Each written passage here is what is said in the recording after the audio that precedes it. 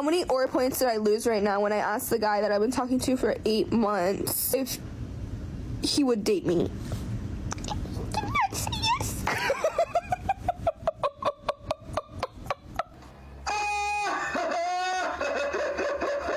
Put a finger down, hoe edition. 2 seconds later. Up to 3 or more guys at once. Whoa, whoa, whoa, whoa, whoa, whoa, whoa, whoa, hey, hey, hey!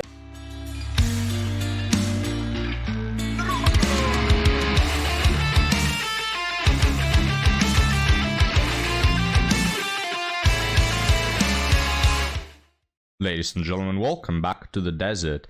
Now, as you may know, I've opened a Patreon account. What I'm thinking now is opening a Cornhub account to post there how I'm getting absolutely screwed by the algorithm.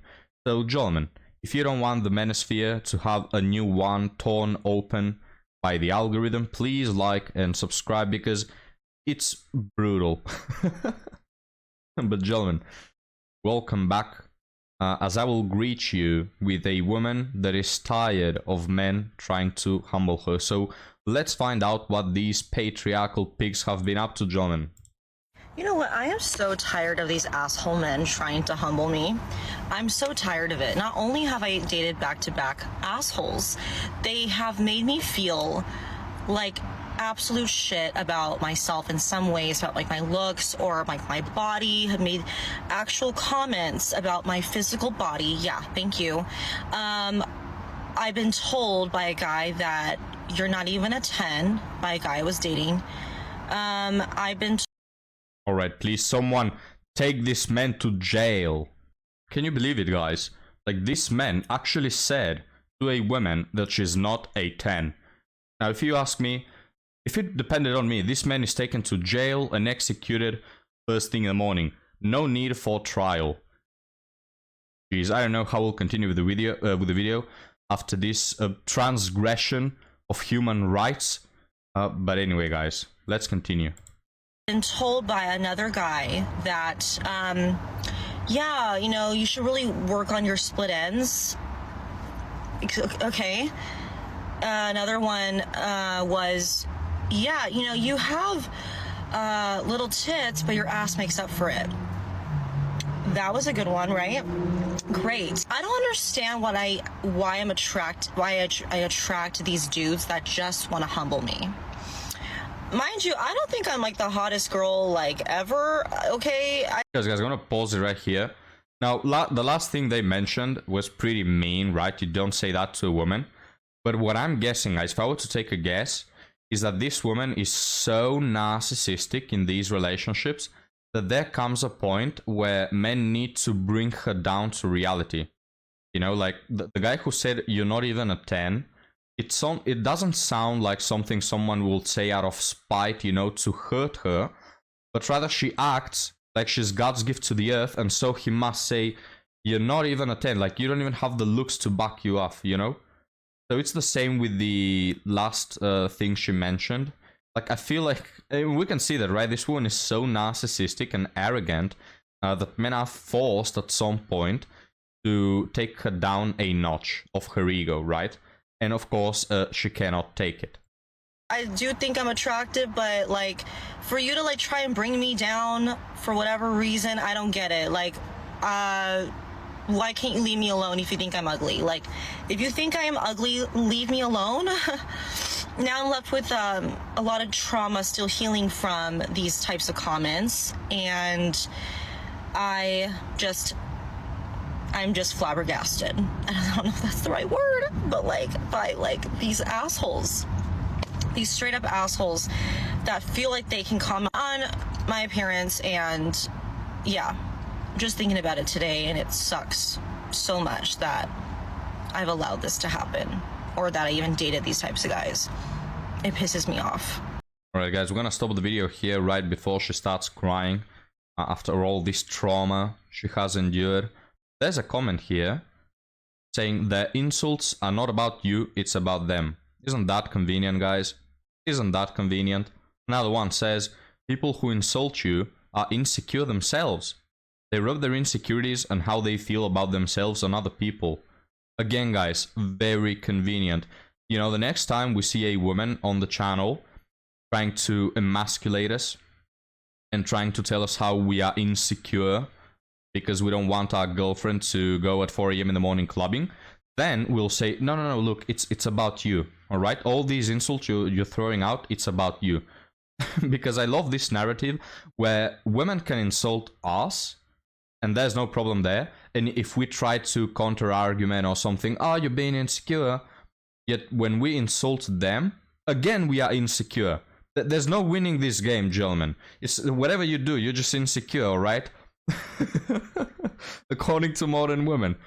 But now, guys, I don't mean to scare you, but we have a 9.5 on the Richter scale. And yes, it's a fat woman. So, she asks, guys, am I a 304? Be honest. Well, let's have a look. Put a finger down, hoe edition. Put a finger down if your body count is over 3.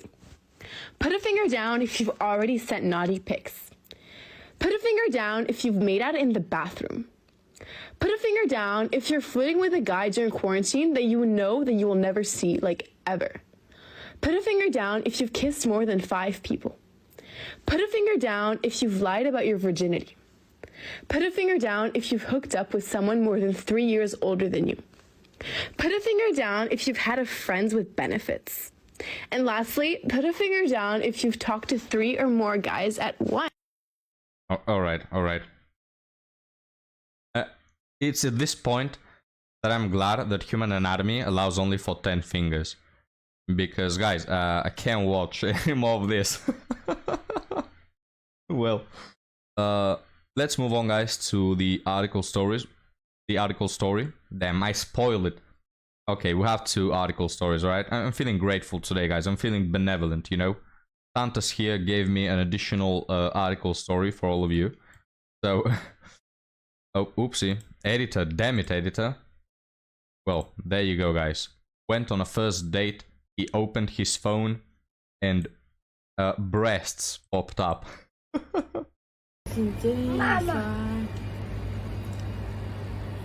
Стоять. Руки вверх. Не гураться. So I went on a date with a guy I met on Tinder, and it went well. He was coming on strong, saying he wanted to explore a relationship with me, which I was open to. We set up a second date, and he walked me back to my car, and we made out for a while.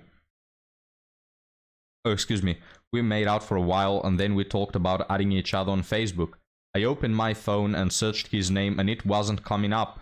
So he took out his phone to add me, and his texts came up with breast pics from some chick. They got super uncomfortable, and he was apologetic. Said it was just some girl from Tinder, and he uninstalled the app, deleted the texts, then added me as a relationship on Facebook, which was a bit much. So this guy trying to overcompensate a bit for, you know, the pictures that were shown. And he's like, no, look, I'm uninstalling the app, alright? I'm deleting the text. In fact, I'm gonna add you on Facebook as a relationship. In fact, here's an engagement ring. In fact, do you wanna have 4 children together? So, compensating a bit too much, if you ask me.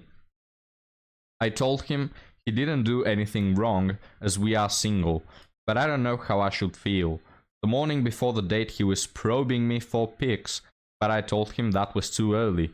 So he must be trolling for tons of pics. I don't know. How should I feel about this? Well, gentlemen, what do you think? What do you think is happening here? Do you think this man is just there for the pics, just for the S through X? Or do you think he may genuinely be a good guy who, well, just managed to be in an awkward situation? Let's see what the public thinks. Surely not adding you as a relationship on Facebook after 1 date? Some of the stories I read here about people are absolutely wild. I mean, it was a bit funny. Love bomber and then pushing for your pics after getting pics from other girls. Red flag. Okay, who is still doing this Facebook relationship status? Guys, Facebook relationship status is very important, right? We all have that aunt that is still in its complicated status at the age of 47, right? Am I the only one? 45 male think you should be more concerned about how fast he wants to jump into a relationship. Yada yada. So everyone out here thinking it's a red flag, I'll let that decision up to you guys. I mean, you are the council, right? You are the red pill wisest individuals out there. You make a decision about this. But now let's move on to another one. Why do guys stop making an effort after a while? Is this normal? This person asks. Does this happen to everyone? Every single time, the guys that I have dated had always started off really good. A few months in, and they just suddenly stop making that effort, even though I don't stop doing that. Why is that? So we have a woman here that asks, why do all men stop to put in the effort, alright? So I decided to include this article because I think that that is a common, let's say, flaw about men when they commit, when they get into these long relationships. They often tend to, not always, but again, it's one of the most encountered problems with women. So yeah, boo, Hiran, you sold out. What are you doing? Not covering a woman being cringe on an article story. Guys, we need to take a break from time to time, alright? I also need this. I'm immortal, but not immune to this cringe, alright? So I need to take a break as well. Cut me some slack, gentlemen. So yeah, I know what the biggest concerns for men are in regards to long relationships. But this, you know, this problem, I've heard many women say, and I sort of understand it. Like, as a guy, first off, you cannot have a relationship where the whole relationship is equally as emotional and, you know, whimsical as that first courtship period, right? You can't have that. That's just how life works. So I understand that, you know. Also, there's this spiking of emotions with everything that's new. So if you buy a new car, you're probably gonna be absolutely amazed by it for a few months, maybe a year, hell, maybe 2 years. But you're not gonna be equally as excited for that car the first year as 10 years later. You know, it's just not, it's humanly impossible. So I sort of get it, but at the same time, I understand women's frustration when, you know, they feel like the spark is gone. And, geez, I just used that phrase. Don't get me wrong, I don't think that the spark being gone is a reason for divorce. And most of the times that phrase is used for, like, whatever bullcrap. But I do understand where women are coming from when, you know, they may feel down because of it. So what do you think about that, gentlemen? We're gonna read some comments. In my last relationship, 9 months, I planned everything, paid for everything, drove everywhere, cooked for us most of the time. Every once in a while, she will do one simple thing and act like she was putting in tons of effort. I gave her a few chances, but realized that was just how she was. With the relationship still being mostly new, I realized this is her putting in the most effort she ever will. I got burnt out and ended it. The final bit for me was on my 40th birthday.